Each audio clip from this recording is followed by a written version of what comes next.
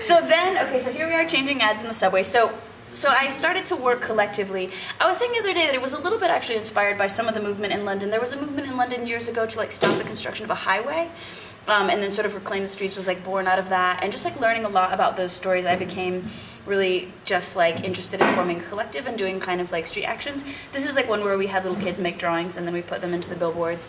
And we were just like, you know, kind of like I was saying before, like constantly thinking about that thing about how do you make the city sort of more your own. We would like do street parties and various like events and like junk bands out of garbage and like just like this way to sort of like break open the like stodgy kind of daily life of the city and to make things feel you get it. Alive, yeah. I'm like, somebody fill this in. This, yeah.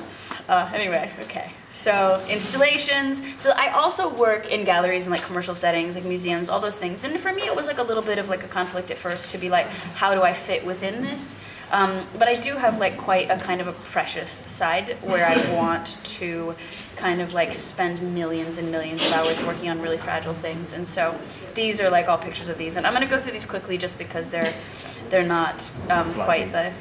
So, okay, and then a bunch of years ago, this is a photograph of, so I had this thought that I wanted to make like a bunch of rafts, and I wanted the rafts to be kind of like these sort of living experiments in like living with a smaller footprint and like communicating with people, like, because I was living in the city and constantly in that thing of like, how do you make something that's relevant, but you're only communicating with people in your city, and everyone, you're on like, you're only talking to people who already understand you, like, you know that feeling where you're just like, yeah, sure, like, it's all like minds in here, to the point where you're like, this is kind of stifling and boring and like doesn't really mean anything.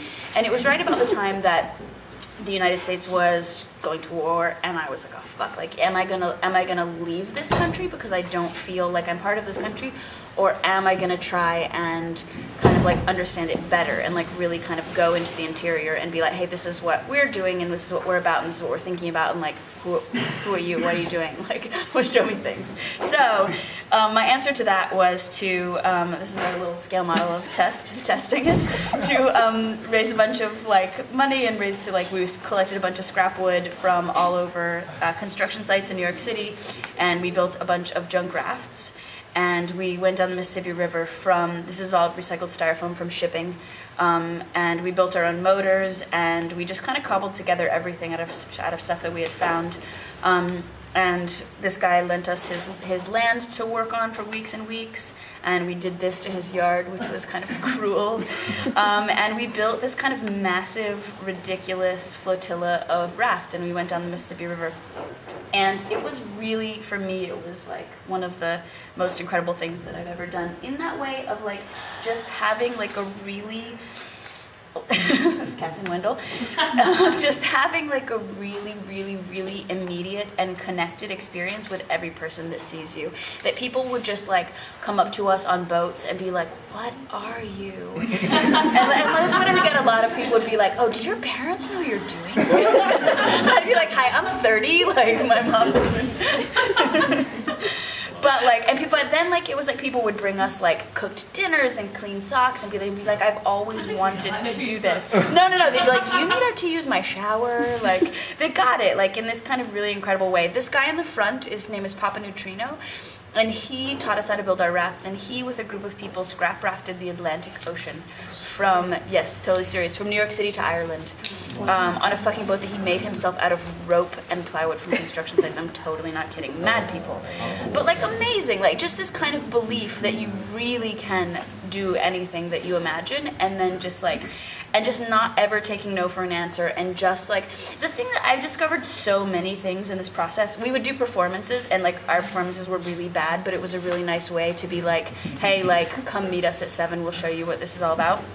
But I learned so many things in this process, and one of them is that when you have an idea and people are like, oh, that's totally not possible, and they get really negative about it, and they're like, oh, blah, blah, blah, and these are all the ways that you're gonna fail, a lot of times it's just because they haven't seen it happen before, and like, all that means is that there's not a big precedent for it, and it doesn't really mean that it's not possible, it doesn't really mean that you're not gonna be able to do it, it just means that there's not like a kind of an understanding of it, and that you need to create that understanding yourself, and that's good.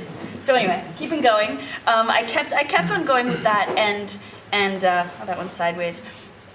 with creation of boats. So we spent about 2 years. We went down the Mississippi from Minneapolis to St. Louis, and that project was like really intense because it was like this very collective living experience. We were trying to make consensus decisions. We were trying to like be a kind of a living experiment.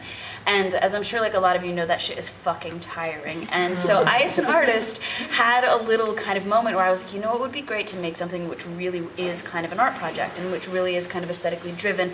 And so I took a lot that I had learned and spent a couple years making something which was a little bit more aesthetic and a little bit more fantastical and a little bit less about trying to create a life and a little bit more about just creating an experience. And actually it didn't end up to be that much different because like of course we were all the same gang and we had all kind of like the same, but it was fun in a way as well.